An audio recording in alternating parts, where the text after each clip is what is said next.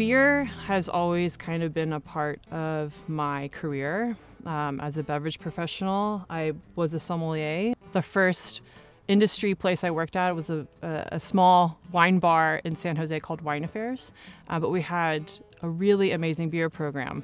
That fall, and I went the following year as well, went to a Belgian beer festival in Brussels and really kind of was shocked at what I found and what I tasted. It was unlike anything I had ever thought possible that could be flavors-wise from a beer standpoint. So I got a small homebrewing equipment, started with all grain. I've never done any sort of, malt extract or anything like that. Brewing is easy. Making beer is really easy. Making good beer is very hard. It keeps me learning. It's the whole reason I became a sommelier as well. It's a lifelong career of learning. But I don't really have a lot of additive styles of beer. What's the most important to me is the grain. Rye particularly grows very well in New York State. And there are two different species of rye that I use in the beer, which of course is the most important grain for me since I put it in every single one of my beers. I really love kind of a lot of the old pub and tavern culture in England.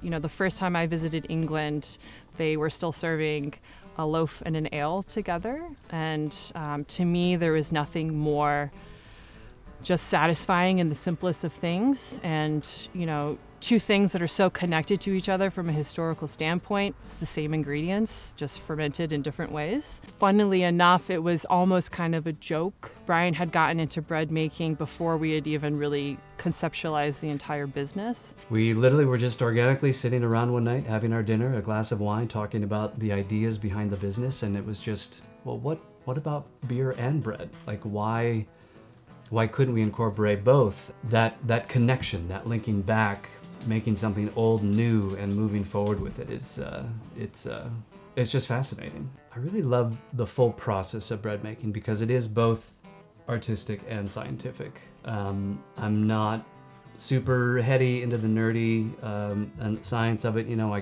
can't pronounce the Latin names of the yeast strains or anything like that. I think Erica's dream of wanting a small brewery, after her time spent in Colorado, it was bubbling to the surface when we moved up here, and it seemed possible. The community seemed to, have space for it. There was bandwidth for something like that. I think what's amazing about Central New York is that we are still a little bit unknown, and I think there is still a new discovery for people to make. You really are coming into our home. We kind of feel it's almost like we're throwing, a big dinner party every day. For us, it's about reconnecting with nature. We want people to kind of have an opportunity to slow down, especially when, the world is kind of very busy. Again, that word intentional. We intentionally set out to supply a place that people can just come chill. Like, maybe as lofty and old school as that sounds, it's just like, hey man, let's just hang out, have a beer, have some snacks. That's why we're all here, bread and beer, It's just who we are, it's what we're about. You're literally coming to our home, to our property, and we want to know who you are, so come say hi.